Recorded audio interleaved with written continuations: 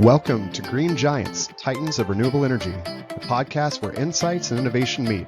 Every episode, we dive into conversations with industry leaders, experts, and change makers, bringing you the stories and ideas in the renewable energy sector that shape our world. And now, let's jump into today's episode with your host, Wes Ashworth. Welcome back to Green Giants, Titans of Renewable Energy. Today, I'm joined by Gary Fischer, Executive Director of the Project Production Institute and a longtime capital projects leader who spent more than 40 years at Chevron. Gary's core argument is simple and provocative. Major projects are not products you buy, they are production systems you must lead. For the energy transition, that matters enormously. Capital, technology, and contracts will not be enough if the owners behind those projects lack the capability to deliver them. Today, we'll talk about why so many projects fail, what it really means to be a capable owner, why contracting strategy cannot magically transfer risk, and how leaders should think about production systems, supply chains, new technology, project culture, and decision-making before major capital is committed. With that, Gary, welcome to the show. Thank you very much, Wes. I'm looking forward to the opportunity to share some experience with the audience. Absolutely. Excited to get into it and just talk through this. So you have spent, as I've said there in the intro, more than 4 decades inside Chevron across, engineering, construction, benchmarking, major projects, and project system design. When you look back now, what did those years teach you about capital projects that you could only learn by living inside of them? Well, that's a really good question. I think there's probably 2 kind of buckets. One is the people side of project development and execution. You can't learn that out of a book. You have to live it in a lived experience. And that's things like how to bond a leadership team together, regardless the type of contract you've saddled with or chosen to use, how to relate to different people at different levels in the organization, whether you're talking with an executive in a certain way and communicating certain thoughts, or you're right down talking to a craftsman and how they're doing their work and what they're doing and why they're doing it that way or whatever. To be able to scale your perspective and be relatable at all those levels is really a powerful asset for anybody in project work. And then probably something I've recently learned, and I've never got that out of a textbook, is resistance is a positive thing.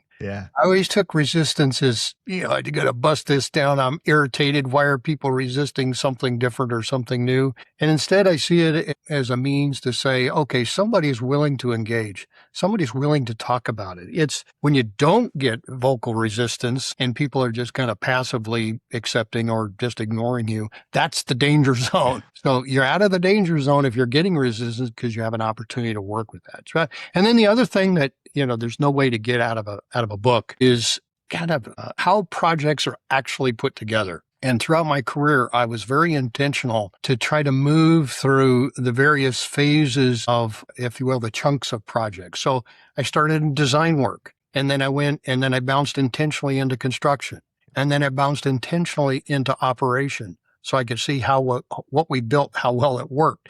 And then it came full circle back to design, and then construction, and then project management. And I found that cycle of living with what you worked on before. So if you're design, you have all these great ideas in design, you get in construction and say, hey, did it actually work? Or in operation, hey, did it really work? That bit of learning across those streams was just totally invaluable. I mean, I'm very happy to have had the opportunity to do that because it's irreplaceable. Yeah, absolutely. Incredible just experience and exposure. And I love that, kind of embracing that resistance, and I think so many people fight against it. But to your point, that's where progress is made. I like to focus on people you started with as well, too.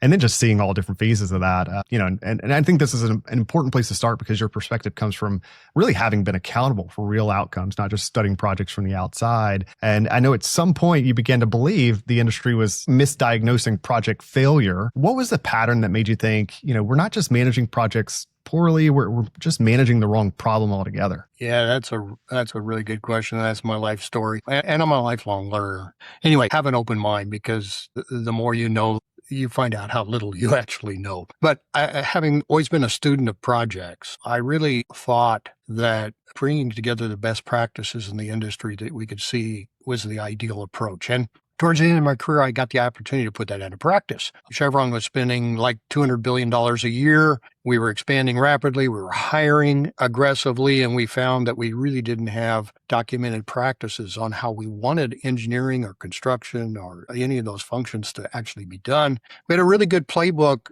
particularly in the front end of a project, the framing, decision quality, those kinds of things to do front end loading. But after that, it was pretty fuzzy. If you wanted to know how to do something, we said, well, go talk to Joe and he'll tell you how we do it. So I was brought into the center and tasked with designing a fully documented project management system from idea generation to start up a beneficial operation. So we studied our best projects, said, oh, let's keep doing those things. We studied our worst projects and said, oh, let's never do those things again. We looked over the fence at our partners because we had partners on all our major projects, Shell and BP and Total and whoever, Eni. And so we looked at their practices and said, oh, do they have something better than what we have? And if they did, we acquired it or adopted it or talked to them and negotiated some use of it. And then we looked inside the industry at a Construction Industry Institute, independent project analysis, anywhere we could get our hands on best practices and better ideas on how to do things.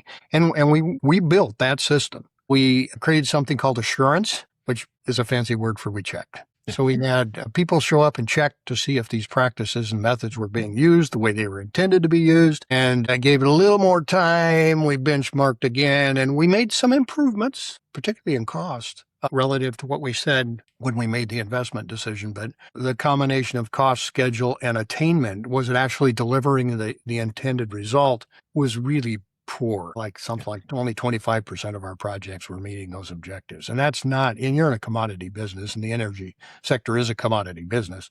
You don't survive by spending money that way and not getting an appropriate return on that investment. So that was my awakening. And say, okay, we even benchmarked it. We said, we were told, you have the best of a best system we've ever seen. Great. Okay, but it didn't work. It didn't deliver consistently predictable results. And so that just sent me into a tailspin because it's like, okay, wow, this thing doesn't work.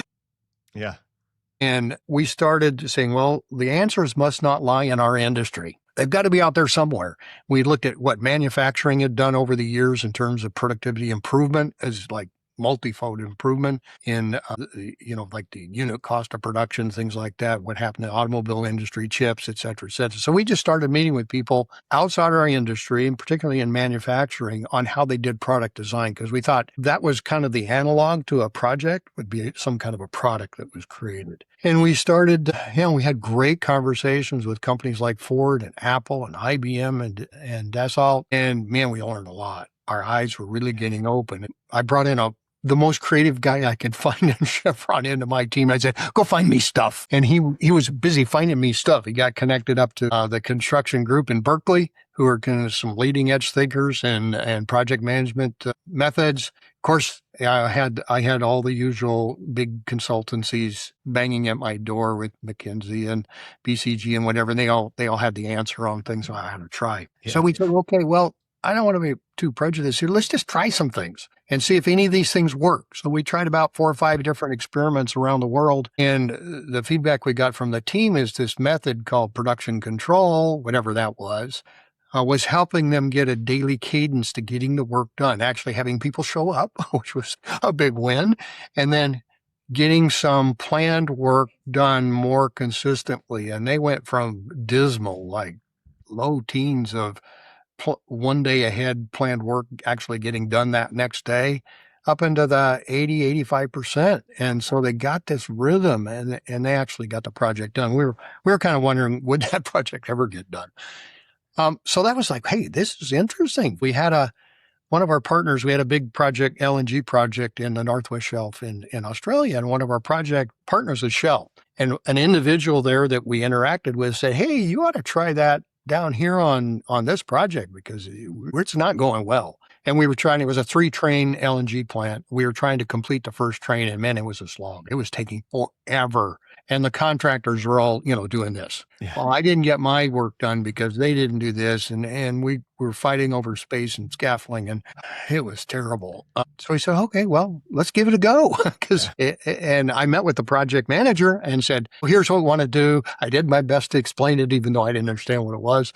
And he said, okay, Fisher, Just don't make it worse. Okay, with that rousing bit of support, they turned us loose and we stood up this thing called production control so that we weren't able to affect train 1 because it was nearing done. Well, we got it functioning so that it would affect train 2. So train 1, we set a world-class poor performance in how long it took to complete an LNG train. Train 2, we were able to bring that back to industry average. And these were Australia standards, by the way. And then train 3, we set a world-class performance on how quickly an LNG train could put it in place. And people say, well, of course it's train 1, 2, 3. You have a learning curve, blah, blah, blah. And that's not the case. The benchmarking shows that actually doesn't happen. And so we were really excited. And the thing that really moved me the most was in talking with some of the contractor leaders down there, because we had a really deep after action kind of session to understand how it worked, how the craft reacted to it, how the contractors, because everything was subcontract. We had an electrical sub, a mechanical sub, an instrumentation sub, all that. And the mechanical guy, he said, I used to know my counterpart before I knew who my counterpart was in electrical. I had his phone number, but we never talked. Now we're talking on a daily basis and we're helping each other get our work done. If he needs a piece of equipment that I have, I'll give it to him. If he has scaffolding that I need, he leaves it there.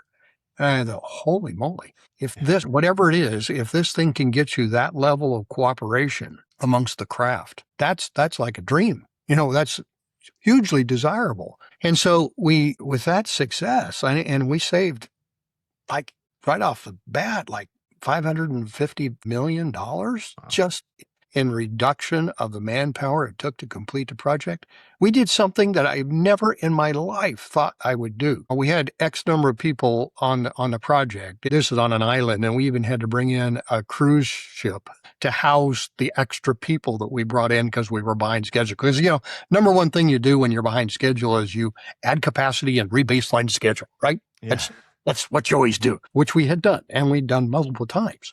So we thought we needed more people. Well, after some analysis from the folks we hired to help us do this, they said, you have too many people. What do you mean we have too many people? Yeah, we need to reduce craft. In fact, that cruise ship needs to go away.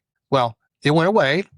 That was a big leap of faith. That was a tough one. But we actually got more work done with fewer people. And I'd never, ever in my life imagined that. That just blew me away. So with those ahas, we said, well, we don't really understand this. We are now getting a taste of something called production science or operations science. And what do you mean there's science? There's science that governs how projects actually behave. And I can use that science. I'm an engineer. Cause and effect. We use science all the time. Thermodynamics, fluid mechanics, blah, blah, blah. There's science that we could use to manage projects. And so that became the beginning of my personal learning curve and the company's learning curve. And we said, okay, we don't know what this is, but we're going to grab it. And we're going to just start deploying it. We literally went to our project queue, went to the biggest one and said, let's go meet with them, bring the people we hired to help us do this and understand their biggest pain points and start applying these methods to whatever their biggest pain points were. And we just literally went right down the list of all our projects. And that was the beginning of the journey of saying we had a huge gap in the system I designed that didn't even understand or acknowledge the existence of production science and the cause and effect relationships of the practices we put in place and how the science predicted they would actually work out. And when we did a retrospective look at our whole system, we saw, our system was behaving exactly like the science predicted it would behave. Let me give you a quick example. We thought craft productivity was super important. Okay. Keeping people busy, you got to get productive work done, all that. But when we analyzed and in fact, we required a key metric that was reported at executive level on what craft productivity was because we thought it was so important. But what we didn't understand is what it takes to get good craft productivity meant that when a crew got stopped doing work, rather than wait for resolution of whatever was stopping them, they would start something else. So we would end up with lots of work started, but nothing done. And our earned value metrics actually rewarded that. Metrics I created for the project system because we got partial credit for getting all that work done. Well, all that work done just meant we had a whole bunch of things that were started but not finished. And there's one little formula in operations science. It's called Little's Law.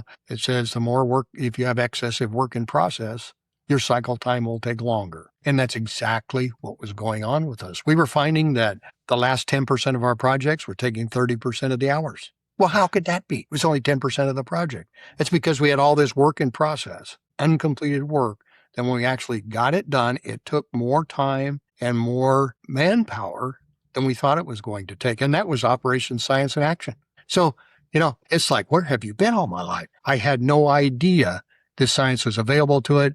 So we plugged the hole, if you will, in our project system with using Operation Science, something called Project Production Management. And then we had a complete project management system, one that functioned, one that delivered results. It's so good, so powerful there. And I think really does give us the foundation of kind of how you got here. And I want to just get into this a bit further and really get into the kind of the central thesis, which is what the owner must actually own and why that role cannot be simply delegated away. And so I wanted to find the core idea in just plain English, this idea of a capable owner. What is a capable owner? Yeah, that's a great question. I think here's how I would describe it. The capable owner understands, first off, the importance of the capital spending to their business. Lots of them are in the capital project business and they don't realize it, and they are, okay? And they're accountable for the desired outcome, the business result of that investment. And then they understand what's required to deliver that outcome, and they have the competency to do that. So let me use a really simple analog here. Project management methods and even contractors are like a toolbox, okay? I got all these different tools in that toolbox, and they're all important tools. A capable owner understands they own the toolbox, they understand what the tools are designed to do, and they understand how to use those tools to build something. It's as simple as that. Invest to create an outcome. The contractor can only execute within a defined scope. They're accountable to totally different parties and responsibilities. The owner is accountable to the shareholders or whoever owns the company for getting a business result. The contractor is accountable to whoever owns that company to make a profit and do it consistently. And that can never be changed. That is a permanent fact. And that means the owner has to do different things than the contractor. Absolutely. I like that definition quite a bit. And you've drawn this kind of sharp distinction between owners who behave like buyers and owners who behave like builders. What does a buyer do that sounds reasonable in the boardroom, but just creates failure in the field? That's a really good one because, we observe kind of the two ends of the spectrum, buyers and builders. And buyers have a mental model that they can just buy a capacity. Okay, I want a data center that does X. So that's all I need to do is specify X and I'll get that. Or they're buying pencils, or they're buying an automobile. Okay. So you're buying a complex engineered product within a line of standard options. And you're saying, this is what I want. And, none of us are involved in the design and the manufacture of vehicles, right? You just buy one and you get what you want. They have that mentality that a complex capital project is that way. Builders, on the other hand, realize that's not the case. You're buying a very complex thing that has multiple levels of requirements, and only they can define those requirements. And they're more like building a house. If you build a house, you wouldn't just tell the contractor, I want a 4-bedroom house, modern construction style. I'll come back in 2 years and see what you got. No, you're going to be involved in the architectural style, selecting the color, flooring, the color of this, the color of that, the type of fixtures used, blah, blah, blah. It'd be out of your mind to just turn it over to someone and say, hey, just give me that. And that's what a builder does. And of course, there's a continuum in between. Some people are kind of more buyers or more builders and an incomplete. So that's kind of the spectrum that we observe in a very simple way. Yeah, and it's such a clean way to describe the trap, and thinking about it that way. And that the buyer posture can look efficient early, but often creates that hidden traps later, down the road. And so I love that thought process of thinking about it like a buyer and a builder. What are the responsibilities that only in your mind the owner can perform, no matter how sophisticated the contractor, or EPC, consultant, or program manager may be? It starts with the owner has to define the requirements to meet the business. First off, they got to identify the business opportunity or public works opportunity, whatever it is. They're accountable for that. But they also got to define the requirements that it takes to meet that. They got to provide funding. They got to manage the stakeholders. If a project's going off the rails, nobody's going around chasing the contractors that are working on the work. They're coming right to the owner and saying, you're allowing this, you're doing that.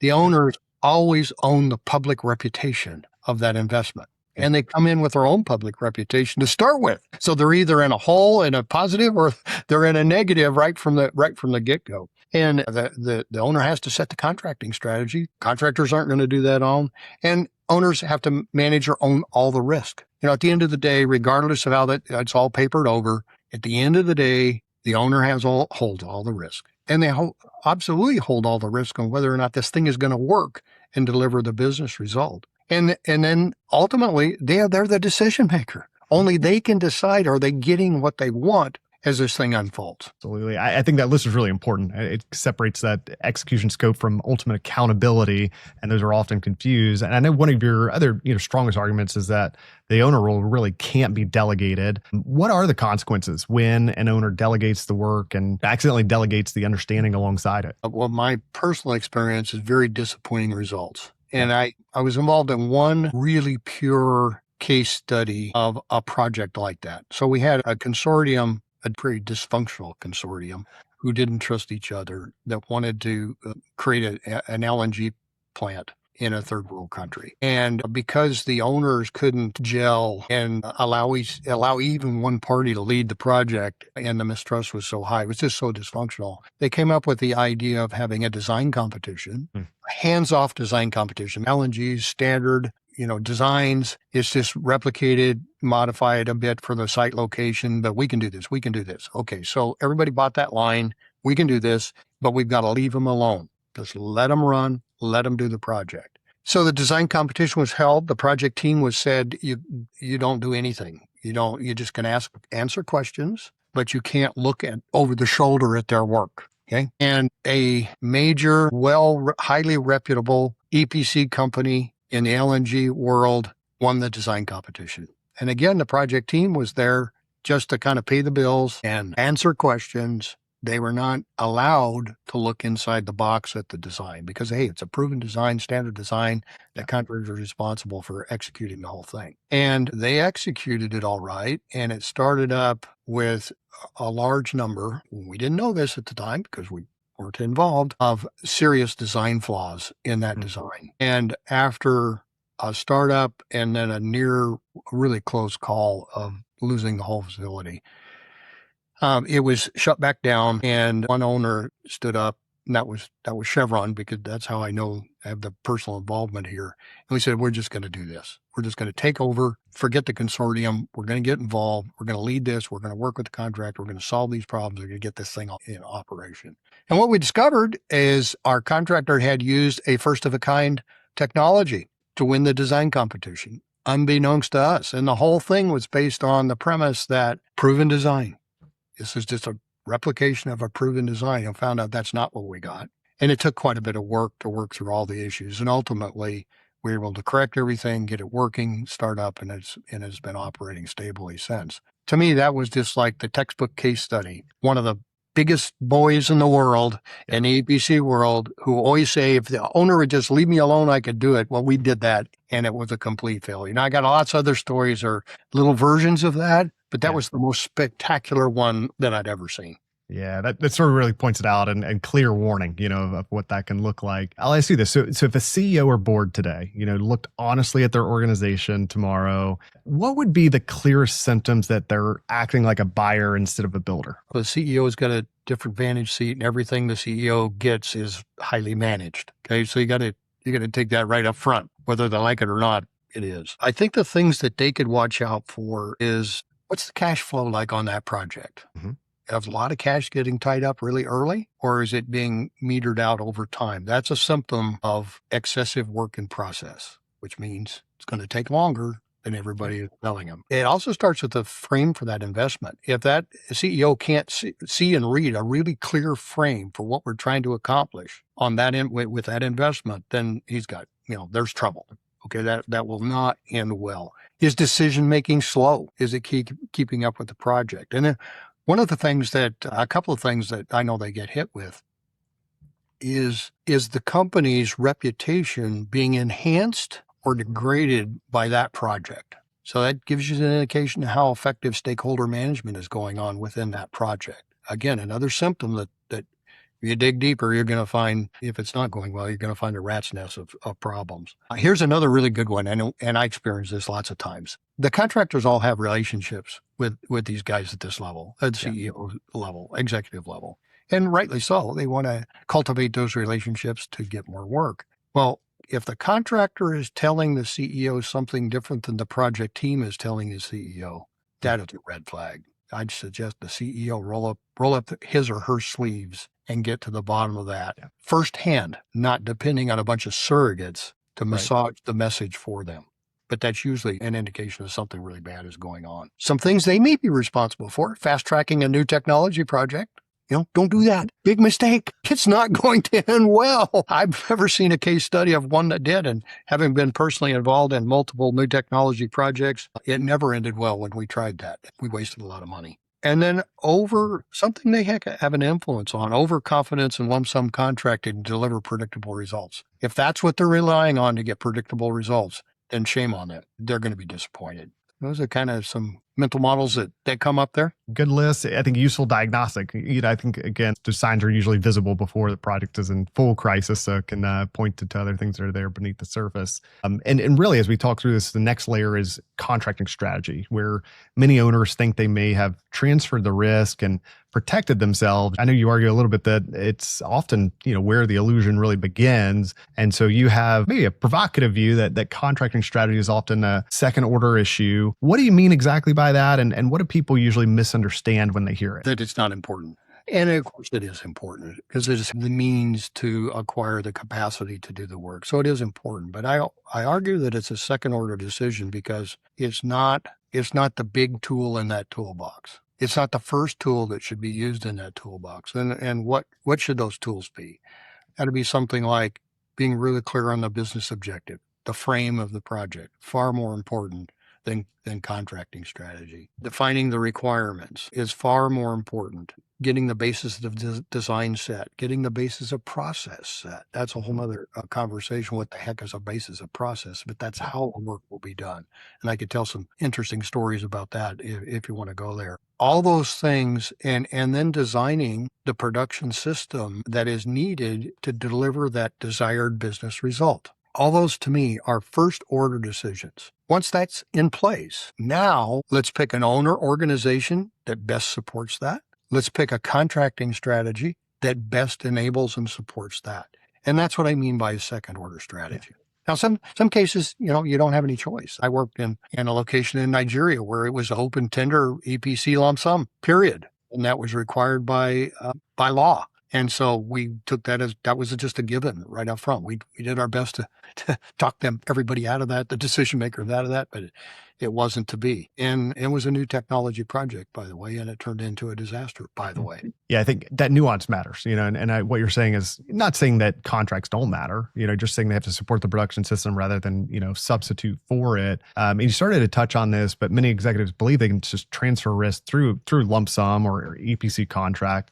I guess, why is that belief so persistent? And why do you say the owner owns the risk anyway? Well, it could be so persistent because that's from their other experience. They saw that happen, give somebody responsibility, hold them accountable, skin in the game and all that. But that's just not the way it really works. And I think it starts with people have got to know that, again, the owner's accountable to the shareholders, the contractor's accountable to different shareholders. And that difference in accountability drives a fundamental difference between the two parties that you can get some alignment, but they can never be replaced. And contractors they don't have deep pockets. Yeah. They got very tiny, shallow pockets. And let me illustrate with an example. And I had one really big project where we built, it was that Nigeria project, because we had to use EPC lump sum. We built an ironclad lump sum contract.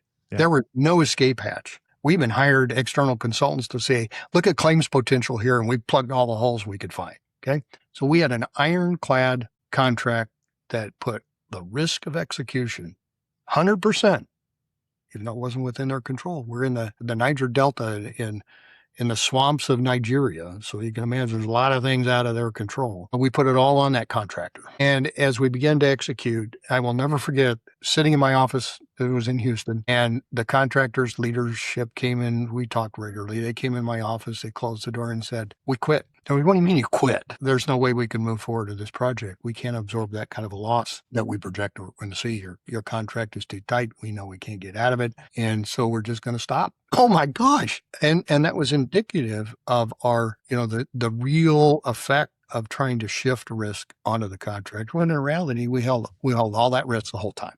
Okay. We always had all the risk for that project. Now we had a choice. We could have either pursued it with that contractor, forced them into bankruptcy, and probably owned that contractor and completed the work that way. Or we get our checkbooks, find another number, write a check, and keep going. You can guess which one we did. Yeah, absolutely. So you often say, contract doesn't change who ultimately bears the consequences of poor performance. It changes who can see the risk coming. How should that change the way owners think about contracting altogether? Well, I think you just said it. Now there's some risks that can be moved to the contractors that they have control over. Okay. How they organize themselves, the kind of skills that they bring onto the project, those kinds of things are within their control. And that's what they bring to the project. They bring systems that are proven, hopefully. They bring practical know-how. They bring a skilled workforce. The risks associated with it, they're accountable for those risks. They should be accountable for those risks. But other than that, it's the owner. You cannot absolve yourself of the risk of the bigger risks associated with that project. This is, weather, the local community issues. I had a very large electrical motor being transported across the United States to my project, and the train went left and the motor went right. I mean, we lost the motor in the middle of our project, and it took 3 years to build one of these things. That was like DEFCON 6. That was terrible. I remember where I was standing when I got that news. It was that bad. Well, we held that risk, regardless of what the paper said for the railroad company and the paper said for the shipper and all that. At the end of the day, we held a risk because the cost of that transportation was minuscule compared to the impact that had on the project and the potential for delaying our production from that project. Yeah, absolutely. And so as we talk through, once we get past this idea that contracts alone can save a project, I think the real work comes into focus, which is a little bit of what you started in designing the production system first and then building the organization and governance around it. And so you argue most projects are organized the wrong way around. They structure first, then work. What would it look like to design the production system first and then build the organization around it? As we went to all our projects, started deploying production management, we finally got around to some new projects. And we had a large FPSO floating production system that we were trying to develop in the North Sea. Very difficult climatic conditions, as you can imagine. And we were in pre-feed, so we were doing very early concept work, trying to select an alternative on what this thing would look like, how we would put it together. And so we did some modeling, production modeling with our plans, both for engineering, fabrication, and installation on site. Towing and installation. And using the science and production modeling, we were able to see that in the engineering sequence that we had designed and in the fabrication sequence we had designed, we had created some nodes where all kinds of things had to come together just the right time and different reasons, but one in engineering and one in fabrication or assembly of the modules that went into this FPSO. And we had 0% probability of making either one of those happen in the timeline that we needed. Well, that's good to know now before we get there. So that caused us to rethink the design, to restructure how the modules would be assembled, how they were designed. It also caused us to rethink how we were organized on the project. We rearranged the organization. We changed the contracting strategy. So we made a number of moves that were necessary to move it from 0 to high probability that we could complete the engineering on the schedule we wanted and complete the assembly on the schedule that we wanted. And so now we kind of wasted all our time working on organization before then, right? Had we done the modeling right from the beginning and designed the engineering flow with that in mind, designed the fabrication and assembly flow with that in mind, we could have saved ourselves some time and rework. Absolutely. And I think this idea connects directly to the energy transition. And because many new infrastructure projects are being forced into sort of old delivery templates that don't really fit the work. And part of this too, like traditional stage gates even are meant to create discipline. They often push teams to optimize for gate passage instead of business outcome. What actually goes wrong as teams approach a gate? Well, the temptation to do what's needed to get through the gate is really overwhelming. And I've seen project team after project team get really focused on the goal becomes make it through the gate, not progress the project to get the desired result at the end of the day. And there are kind of two things that are top of the list of things I saw happen. One is there was a lot of pencil sharpening going on to get the cost down to a point where the thing was economic enough to move it through the gate. Or there was schedule optimization being done, even including things like negative float. Ever hear negative float? Run, because it's really bad. Okay, that means the schedule doesn't work. Again, shortening the schedule to get the business case to look good enough to move through the gate. So the whole focus became on, let's figure out a way to get through the gate rather than what does this project need to do differently to have solid economics so that we can move through that gate. And that's just part of the games. And the list goes on of the diversion that creates for people. And so instead I advocate that using condition precedent and designing those to fit the nature of each project. Let me illustrate a couple of examples. So let's say I've got battery projects. Okay. I've got storage. And I have kind of a design, a standard design for a configuration of a certain size. So it's kind of inside the fence. All I'm going to do is move that from location one to a different location here and there, right? That's the only thing that's different between my projects. So what do I need to know? I only need to know the site conditions for those different locations. The soils, it could be local requirements, local regulations, could be different ways in how it's connected up to where it's going to get power or discharge power to. You got to understand that. That's all I really need to know because I already understand that inside battery limits part. I understand the cost. I understand the design. So I could actually make that investment decision very early in the life cycle with not very much additional information. Now contrast that with I've got a new hydrogen technology, okay, that requires a pilot, demonstration, and commercial sized unit. Well, when do I have adequate information to be able to make a reliable estimate of cost and schedule? Well, it's pretty late in the life cycle on that puppy. Okay. So that's what I advocate is rather than having a firm stage gate that applies across the board to all projects have to do these things, look at the nature of that project and pick that point in time and when you'll have sufficient confidence in the work to be able to create a reliable estimate of a cost and schedule. And then let the project flow, and then pick the time you make the investment decision to the project flow rather than trying to do it in the reverse order of making the project flow, matching a timeline for investment. That's so good. It paints that picture perfectly and makes a ton of sense. So another angle of this is supply chain and kind of get there a little bit. So, supply chain I know is often treated as procurement, but you describe it as a production system. How should owners think differently about long lead equipment, supplier production systems, and enterprise level supply chain visibility? Lots of procurement is focused on finding the lowest cost supplier at acceptable supplier. And that's good for that unit. That's good for that component, but usually not good for project. So what I advocate is first off, and I'm really talking about engineer to order or made to order type equipment, not, nuts and bolts and things like that. So I've got a compressor, I've got a transformer, things like that. We've got to recognize that each one of those vendors has a production system and they're cranking out these things through their capacity over and over and over. And it's optimized for their benefit, which they're accountable to their shareholders. They should do that. Okay. Well, realizing they have a production system, I think it's incumbent upon the owner to first off recognize there is a production system. Yeah. The trick is to try to meld that production system or align that production system and the project production system in a way that are compatible and help each other. We were looking at a company that supplied control valves to us, and we had this conversation with them because it was taking a long time to get control valves. Why did it take so long to get control valves? And so we looked at their whole production cycle and how long it took.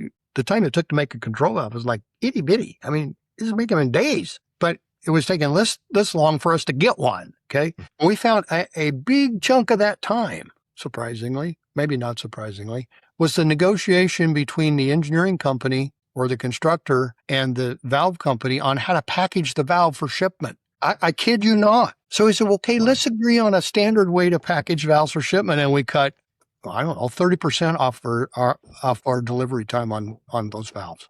Like 30%, just by having a standard shipping method. That's unbelievable. The stuff you find when you do that is just like, wow, I wish I would have known that a long time ago. Absolutely. There's some powerful examples, got to like really paint the picture. And I think overall, this just makes supply chain much more strategic, not just buying at the best price, but synchronizing production systems across the whole value chain. I know a lot of things that we deal with is external constraints like permitting and interconnection and community acceptance and transmission access and supply availability, that things are not fully controllable. But what can a capable owner do before those constraints become crises? And what is, outside even a strong owner's control? Relative to the supply chain, I think what the owner can do is, again, get out of I got to find the lowest bidder into I need a reliable supplier, and building a relationship with that supplier that transcends multiple projects over many years. Those relationships properly done can be extremely beneficial and preferential, by the way, because they like working with people who are reliable to work with, pay their bills on time, and easy to work with, and easy to support, and have a good meeting of the minds. The capable owner is thinking forward, is way ahead of their capital program and thinking, where are we going to go? What relationships are beneficial to us? And that applies to stakeholder management as well. Chevron didn't just show up in a country and say, hey, we got a lease, let's go. No, we were in those countries years, sometimes, in fact, they still have people in countries with no leases, because you're investing in the relationships. And so that when you have an opportunity to develop a lease or join a project, development or something like that, you've already cultivated a positive reputation for yourselves. And we're doing things like, supporting local schools, supporting local police, making investments in those communities we want to be a good partner wherever we were. And that's something I was really proud of what the company did, and they still do. One reason you see Chevron invited back to Venezuela is because of the positive relationships that were cultivated and maintained. And that takes a special mindset. I recently attended a big digital data center conference in France, and it was just fascinating to me because these people are very much the buyer mentality. They're about making the deal, getting agreements made for certain gigawatt capacity of data centers, et cetera, et cetera. And a big revelation described was, most communities have decided if they want a data center or don't want a data center. So go to places where they want data centers. That was a big revelation. And they're just so behind in thinking about stakeholder management. Those people should be wherever they want data centers. They should be there well in advance of saying, I want to put a data center. They should be developing local relationships that enable so when they show up and say they're welcomed, okay? You can make yourself welcome or you can make yourself unwelcome. And making the moves well in advance. Again, you're thinking ahead of your project queue. And that's probably the theme that the capable owner does, is they're thinking ahead. They're not just dealing with today. Yeah, such good points there. And segues kind of perfectly into this final layer around people, even the best production system, contract, and governance model will fail if the wrong people are leading or if the culture, makes honesty unsafe. And so I know you've said the most important project decision is not the contract, technology, or execution plan. It's who will lead. What makes a great project leader in the owner role? Well, first off, it's a match between experience and the challenge of that project. Yeah. And, if you take somebody that's just done small project and say, here's a $30 billion capital project, they're going to fail. I mean, it's just a square peg in a round hole. But a good owner, project leader, personally think they understand that toolbox and they see it as a toolbox. And they really do understand the full responsibility of that role that they have. And they realize that who they pick to work with, who they select on their team to support them, they understand, the people dynamics is very important. You've got to have functional leadership teams, people that can have different points of view, but coexist with those different points of view and say, okay, I'm going to respect your point of view, but I'm going to disagree. And people say, okay, I got to state my reasons and we're going to move on. I keep thinking about one guy we had on a giga project who really displayed who he really was once he got in the role. And he told me he viewed himself as a benevolent dictator. Jeez. Well, I'm going to tell you right now, that didn't go well. And it got so bad that his own team stopped telling him the truth about that project and the status of that project, which means he was hearing what he wanted to hear, but he was also feeding our executives what they wanted to hear. And it was all aligned, and the project went off the rails. I mean, big time. And it finally became, you couldn't avoid the reality of it. And ultimately, there was some accountability for that. But it was just like, you can't be that way. A major project is just like running a company, and it requires the skills that a good CEO has. You're a CEO of a company, and you've got to think of it that way. And, who you're accountable to, the tone you set, the culture that you create. Do you engage people in decision-making? Do you delegate authority? Do you create trust? I mean, all those things that apply to the CEOs of the world apply to a project manager. You really are running, and even worse, it's a temporary business. It's a company that you create, and then you work hard to make it go away as fast as you can. And that's very, very unique in the world of things that people can do, that leaders can do. Thinking about it as a CEO of a company, having enough background and leadership capability is probably the best analog I could come up with. Yeah, no, I like that a lot. I like that parallel too, and treating that project manager like a business owner, and same type of mentality and leadership traits that they need to have. So I agree. I like that a lot. Final question here. So for the CEO, board member, investor, project sponsor listening to this, what are the first moves they should make in the next 90 days to start becoming a capable owner? Well, I would be silly for me not to say, read my paper that we're about ready to publish on the topic. I think it's not a short read, but it's not a long read. But hopefully it's an impactful read. Within that, we also provide a maturity matrix so you can gauge where you are in that scale of continuum of a buyer versus a builder. We have a little tool that you can use for assessment. We can get you help to assess yourself. So read that, look at your business and say, what do we need? What do we need for our business? If you're going to do one project over 20 years, what you need is way different than if you're going to be spending $200 billion a year on ongoing projects. Those needs are way different. And your position on the buyer versus builder spectrum can be quite different. It should be quite different. So I'd say focus on it. I think it starts with understanding, is that capital spend mission critical for the success of your company? And if it is, then I suggest that you take building capable owner capability extremely important. It's strategically important as any other function you've got going on in that company. So do some self-reflection. Where do you hold the importance of that function? And what are you doing to enable that? Absolutely. Great place to start. I think gives listeners a clear next step. And I'll try to link as much as I can in the show notes as well, too. So check the show notes for some of those resources and links as well. But Gary, this was excellent. The message is clear. The energy transition will not be delivered by capital and technology alone. It requires capable owners, who lead the systems that turn big ideas into operating assets. Thanks for joining us on Green Giants, Titans of Renewable Energy. And thank you to everyone out there listening. Please subscribe, leave a rating or review, share this episode with someone working to build the next generation of energy infrastructure. With that, we'll see you soon. This episode of Green Giants, Titans of Renewable Energy, was brought to you by Lee Group Search. If you enjoyed today's discussion and are looking to recruit top talent for your company or find your next career opportunity in the renewable energy sector, visit leegroupsearch.com. Let's continue driving the future of clean energy together. Until next time, keep pushing toward a greener future.